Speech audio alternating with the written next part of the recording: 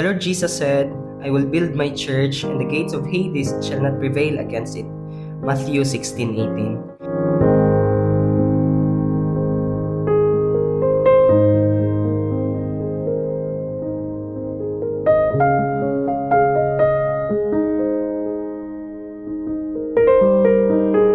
Mao kini ang saad ni Ginoong Hesus ug hangtod karon walay makapugong sa pagtuman niini.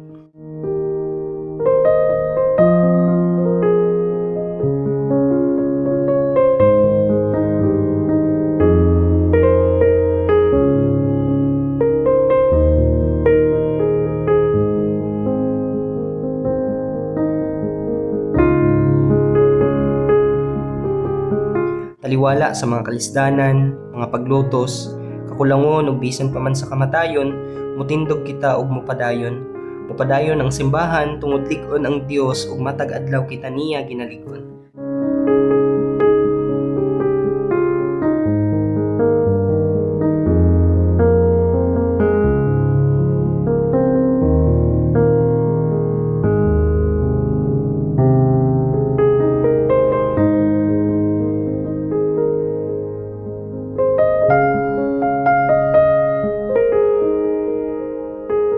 Sulod sa 50 ka tuig sugod atong 1975 sa pagsugod sa buluhaton dinhi pinaagi sa pagtudlo sa mga bata ug mga pag-Bible study, maayo kaayo si Jesus sa Placer Baptist Church.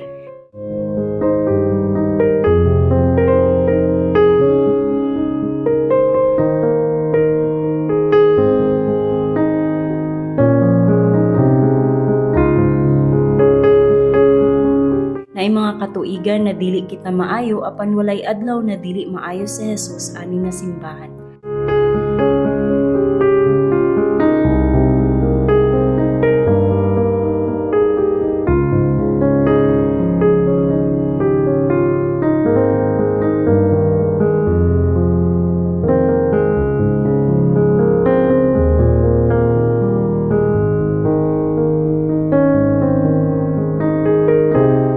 Nagpanlihok siya labaw pa sa atong mga panguna-una aron ipailakan nato na siya lang gayud ang tag-iya sa simbahan. Ug aron ipaubos usab kita.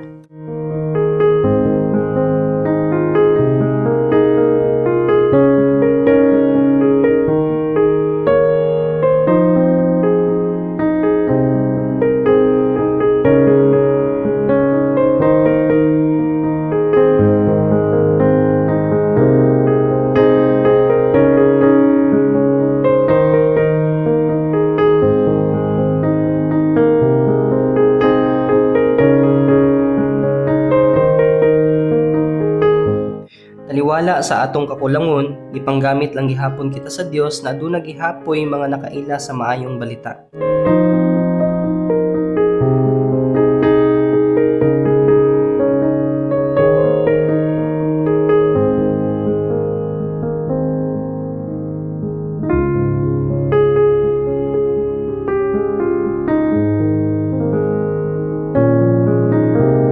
Adunay mga nisunod kang Hesus ug nag-eskwela sa pulong niya para mas malig-on pa ug magamit sa ministry. Pipila kanila mga nagpastor na ug church workers na hangtod karon.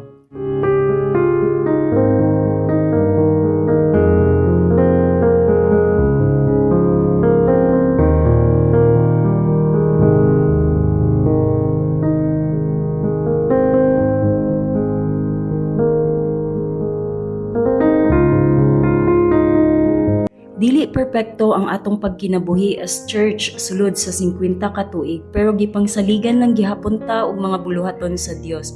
We messed things up but God is faithful.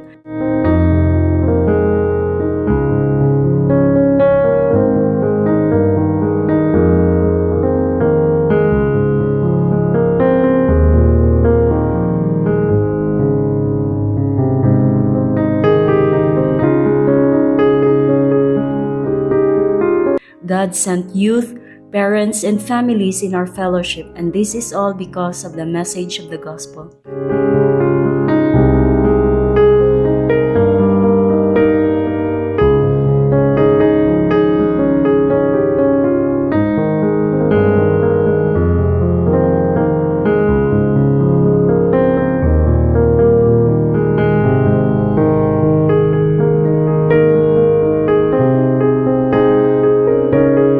Sulod sa 50 years, outreaches come and go. Bible study contacts come and go. Even pastors and members come and go as well.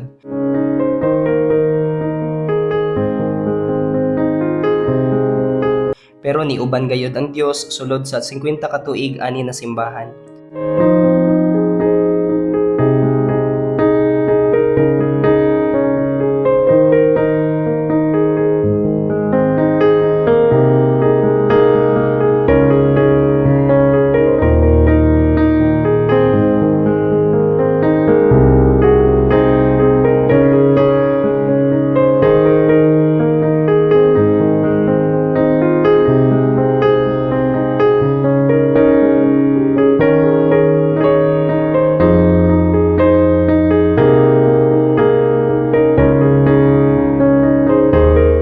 Naay mga panahon na bisan kita dili ta ganahan sa simbahan, pero gihigugma pag-ayo ni Jesus ang simbahan ug gihatag niya ang iyang kaugalingon para sa mga tao dinhi.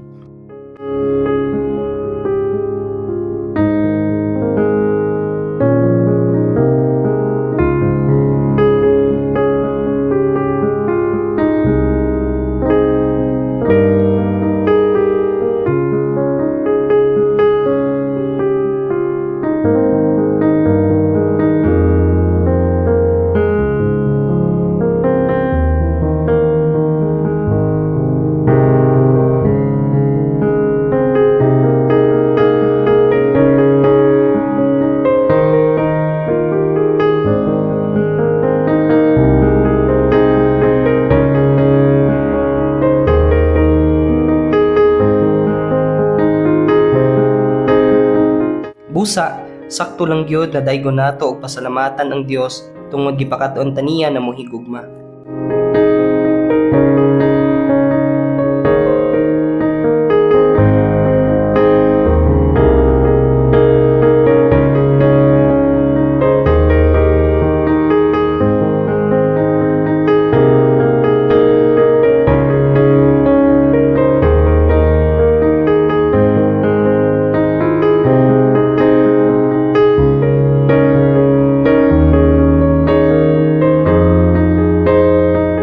Ato siyang pasalamatan kay nakalahutay kita ug makalahutay pa tungod kaniya. Siya ang nagsugod, Siya ang nagpapadayon, siya ang motapos sa buluhaton dinhing dapita hangtod sa pagbalik ni Ginoong Hesus.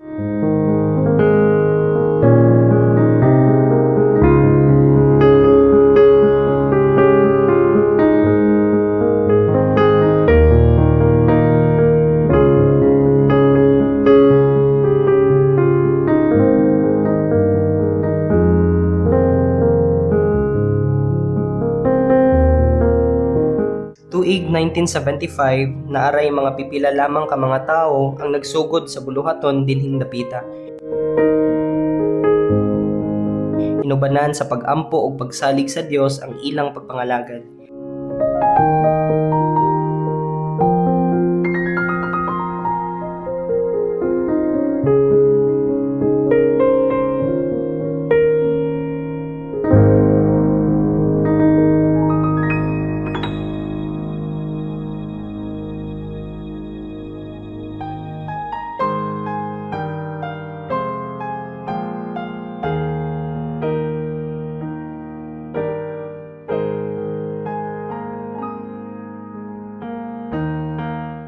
"50 years later, here we are, bunga sa pagpanglihok sa Dios pinaagi kanila.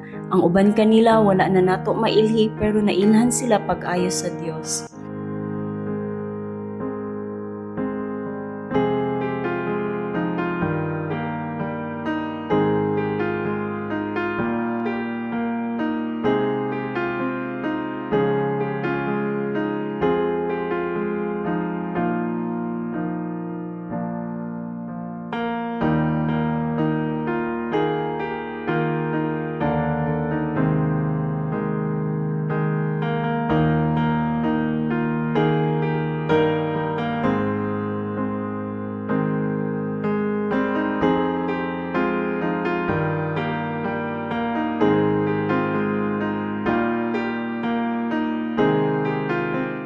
Unta, makulit sab sa atong mga kasing-kasing na daghan pang katuigan ang mosunod.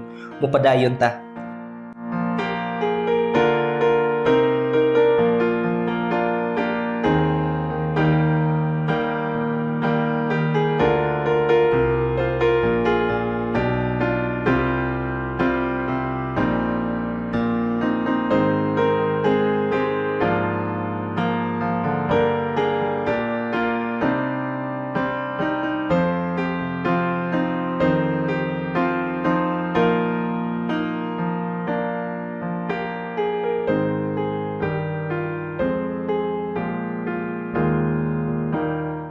May the people who would look at us find us faithful until the end.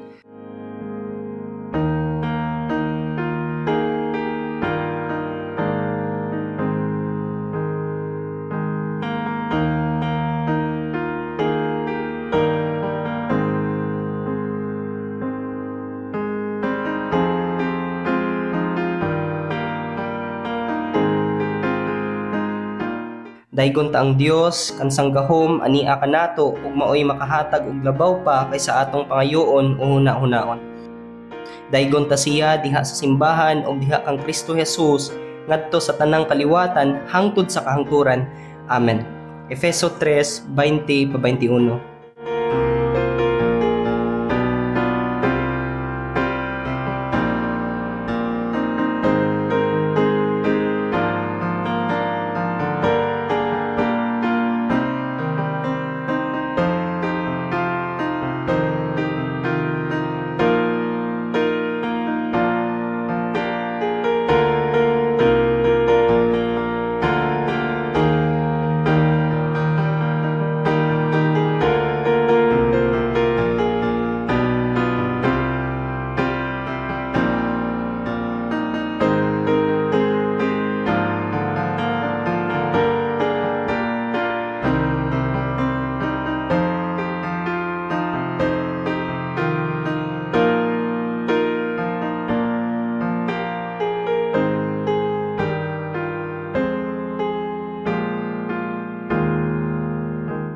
Happy 50th Church Anniversary! To God be all the glory, great things He has done. Daygon ug pasalamatan nato ang Dios.